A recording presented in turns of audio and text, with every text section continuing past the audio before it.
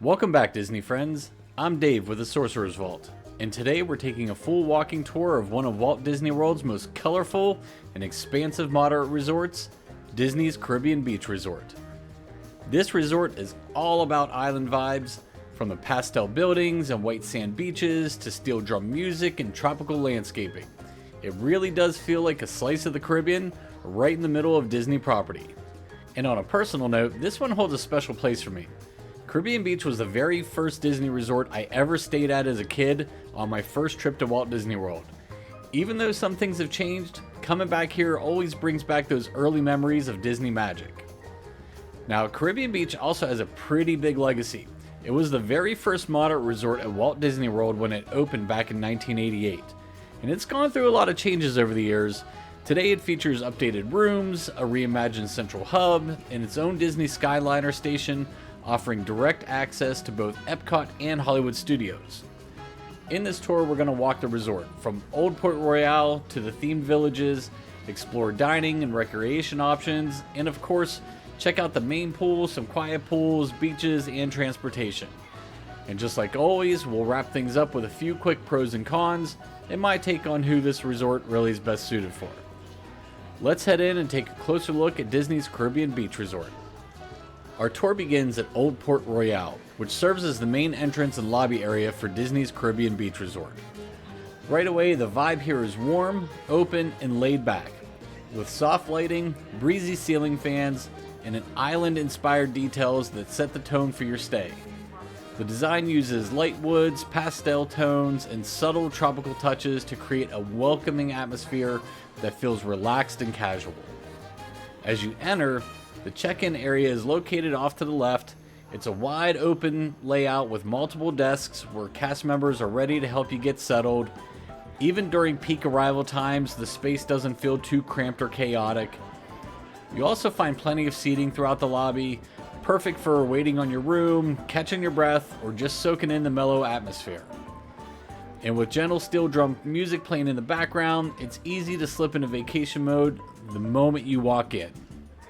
This isn't a dramatic or over-the-top lobby like you'd find at some of the deluxe resorts, but it fits the tone of the Caribbean beach perfectly. Simple, colorful, and easygoing. Off to the right as you enter Old Port Royale is Calypso Trading Post, the main gift shop at Disney's Caribbean Beach Resort. It's a comfortable, well-organized space that carries a little bit of everything, from Disney apparel, plush, and pins to resort-branded merchandise you won't find in the theme parks. If you're looking to grab a t-shirt with Caribbean Beach logo or a new pair of ears before hitting the Skyliner, this is a great stop. And along the back wall, you'll find a small convenience section stocked with bottled drinks, snacks, and a few grab-and-go items. There's also a shelf with travel-sized toiletries, sunscreen, basic medicine, perfect if you forgot something at home or don't want to make a separate trip to the parks or a pharmacy. The color scheme in here leans into the natural earth tones, mostly warm tans and browns, which give the space a relaxed, grounded feeling that fits the resort's laid-back Caribbean theme. It's not a flashy store, and it doesn't have a massive footprint, but it feels thoughtfully put together and easy to browse. So whether you're ducking in for a quick snack, a last-minute souvenir, or just want to browse a bit after dinner, Calypso Trading Post is a convenient and low-key part of the resort experience. Also on the right side of the lobby is Centertown Market, the resort's main quick-service dining location. This space was part of Caribbean Beach's major refurbishment and now features a bright casual setting designed to feel like a laid-back island marketplace. As soon as you walk in, there's one central station here where you place your order, and then once your food is ready, you'll pick it up at one of the nearby windows before heading into the dining area. In the mornings, you'll find classic breakfast options like Mickey waffles, omelets, and breakfast platters. Later in the day, the menu includes burgers, salads, rice bowls, and a few Caribbean-inspired dishes like jerk chicken and fried yucca. It's a solid variety that balances comfort food with a touch of island flavor. The seating area in here is pretty large with plenty of space to spread out. While it can get a bit busy during peak meal times, the layout is open enough that it doesn't usually feel overcrowded. The vibe is simple, colorful, and low-key, just what you'd expect from a relaxed island-style resort. And right near the entrance, you also find a grab-and-go section with bottled drinks, pastries, fruit cups, and other quick snacks, perfect for mornings when you're headed out early for the parks. Centertown Market may not be a destination dining spot, but it's a convenient and reliable option for any meal during your stay. Now that we've explored everything inside, it's time to head outside and check out everything waiting just beyond these doors. This central courtyard area opens up to some of the best features at Caribbean Beach, including the main pool, Banana Cabana bar, and scenic views of Barefoot Bay. From here, we'll start making our way through the heart of the resort and work our way around the different villages. So let's take a closer look, starting with Banana Cabana. Just behind Old Port Royale and right next to the main pool is Banana Cabana, the resort's open-air pool bar and lounge. This spot has a great laid-back vibe with colorful seating, string lights, and then views of the water. It's the perfect place to grab a drink or a quick bite without straying far from the pool. The drink menu features tropical cocktails, frozen favorites, and even a few non-alcoholic options. One of the best things to check out here is their signature Banana Cabana cocktail. And unlike most pool bars, Banana Cabana also serves a small food menu with items like wings, coconut shrimp, burgers, and more, all made fresh right here at the bar. And just next to the cabana is Sebastian's Bistro, the resort's table service restaurant. Sebastian's features a family-style prix-fixe menu with Caribbean-inspired flavors. The menu typically includes house-baked rolls, salad, jerk chicken, citrus-glazed pork, grilled flank steak, and some plant-based options, all served with sides and finished off with a tropical bread pudding for dessert. It's often considered a hidden gem among Disney dining options, offering great value and a more relaxed experience compared to many of the busier restaurants across property.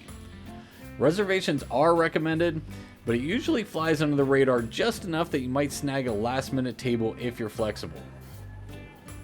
Also right next door to Banana Cabana is the resort's main pool, Fuentes del Morro. Themed like a Spanish-style fortress tucked along a tropical coastline, this one is a standout, and it also happens to be my kids' favorite pool on Disney property. Between the slides, the splash zone, and the theming, they'd stay here all day if I let them. The entire area is surrounded by stone walls, turrets, and cannons, giving it a fun and adventurous look. And the pool itself is large with zero entry side that makes it great for young swimmers. There's a 102-foot water slide built right into the fort structure, plus a smaller slide nearby for little ones who aren't quite ready for the big one yet. And just across the deck, you'll find a splash zone with water cannons, mini slides, and buckets that dump from above, a huge hit with kids. Plenty of loungers surround the pool, and the whole space has an upbeat, energetic vibe. Whether you're swimming, relaxing, or just enjoying the atmosphere, Fuentes del Morro is easily one of the highlights of this resort. Now that we've covered the main hub of the resort, including Old Port Royale, the pool, and nearby dining, it's time to start exploring the villages that make up the rest of the Caribbean Beach Resort. Now this is a large and very spread out resort, with each village wrapping around the shores of Barefoot Bay. Each section has its own distinct look and layout, but they all share the same laid-back island atmosphere. Our first stop is Martinique, located just to the right as you head out the back of Old Port Royale, and one of the most convenient sections in the entire resort. The buildings here are painted in soft shades of blue with crisp white trim, surrounded by palm trees, tropical landscaping, and walking paths that hug the shoreline of Barefoot Bay. The whole area has a bright, breezy feel that matches the Caribbean theme perfectly. One of the biggest perks of Martinique is its location. It's the closest village to the main lobby, Centertown Market, the pool. You're just a short walk from dining, swimming, and transportation. This section also includes some of the resort's preferred rooms, which cost a bit more but give you that added convenience of being close to the action. There's a dedicated bus stop nearby, and the walking paths make it easy to access other parts of the resort, whether you're headed to the Skyliner station or just taking a scenic stroll. If you want to stay somewhere peaceful without sacrificing location, Martinique is definitely one of the top picks. Before we continue on to the next village, we're actually going to loop back through Old Port Royale area to take a quick look at the Barefoot Bay Marina, which we actually passed by earlier.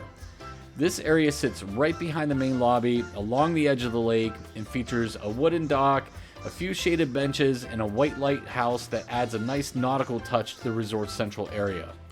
Fishing excursions are actually available from this dock, offering a fun and unique way to spend part of your day on the water. These catch and release outings are guided and can be booked in advance if you're looking for a different kind of Disney experience. It's a great spot for some wide views across Barefoot Bay and a nice place to pause as you make your way between villages.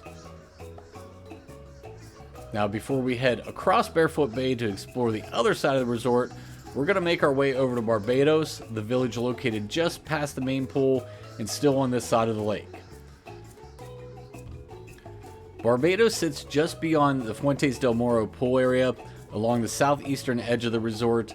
The buildings here are painted in soft shades of coral pink with white trim, surrounded by well-kept landscaping and gentle curving walkways. The vibe is bright, open, and relaxed, and it's a great location for guests who want to be close to the action without being right in the middle of it. Barbados is one of the closer villages to the lobby, making it a convenient option for quick access there, the food court, pool, transportation. Just like in Martinique, this section also has preferred rooms. There's a dedicated bus stop here as well, and it's one of the smaller villages at the resort, which makes it feel easy to navigate and a little less overwhelming than some of the larger sections. One of the best features at Caribbean Beach Resort is right there in the name, the beaches. Each village has its own sandy beach area along Barefoot Bay, complete with lounge chairs and hammocks nestled between palm trees. Now, these aren't swimming beaches, but they're perfect for relaxing, reading, or just taking in the view. The beach here in Barbados offers a great vantage point across the lake. From here you get wide open views of the water, the skyline passing by in the distance, and the colorful buildings of Jamaica and Aruba on the far shore. Whether you're catching a sunrise or just enjoying a quiet moment, these beach areas really help set the laid-back tone of the resort. Now that we've had a look at the beach in Barbados, we're going to head back toward the center of the resort. Tucked in the middle of Barefoot Bay is Caribbean Key, a lush little island you can access by footbridge just behind the main pool area. As soon as you step on the island, it feels a bit like you've entered a tropical jungle. The landscaping is dense and vibrant, with winding pathways shaded by palms and greenery all around.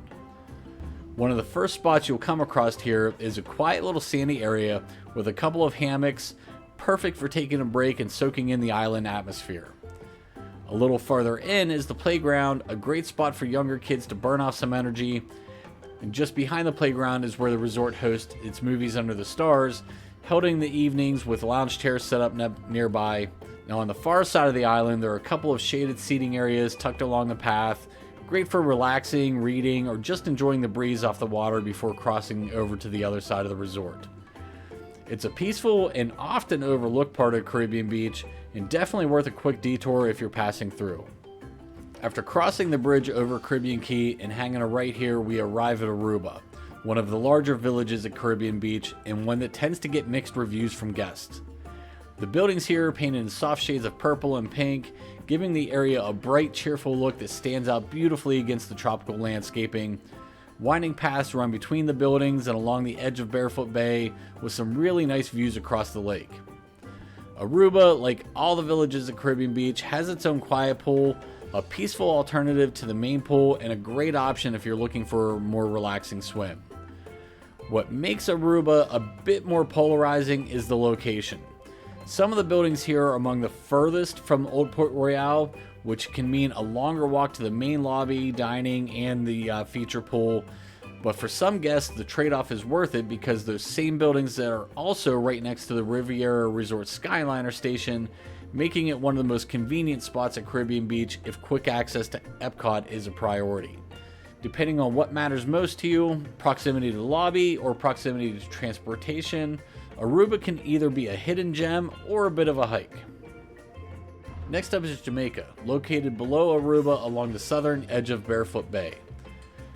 The buildings here are painted in cheerful shades of yellow with white trim, creating a bright sunny vibe that really stands out against the surrounding greenery.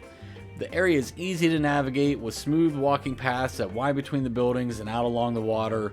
One of the key things to know about Jamaica, just like Aruba, is that your location within the village makes a big difference. If you're in buildings 45, 46, you're just a short walk across the bridge from Old Port Royale, making it quick and easy to reach the main pool and dining.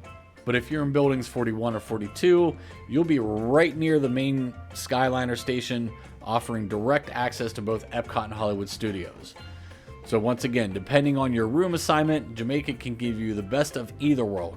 Easy access to the heart of the resort, or quick, convenient transportation. As we make our way toward the main Skyliner station here and on to our next destination, this is a good time to wrap things up with a few final thoughts.